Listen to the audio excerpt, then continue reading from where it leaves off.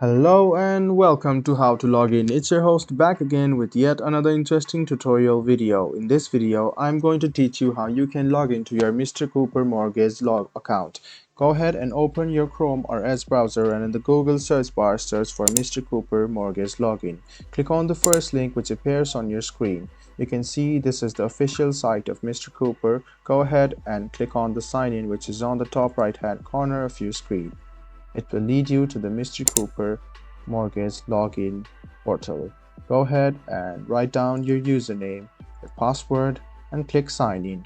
This way you can successfully sign in to your Mr. Cooper Mortgage account. Let me show it to you once again.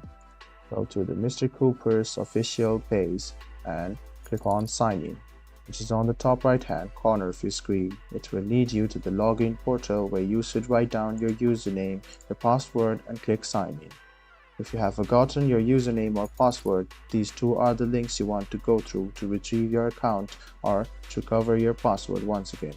If you don't have an online account, click on this link which says create one here and you can create a Mr. Cooper Mortgage account for yourself as well.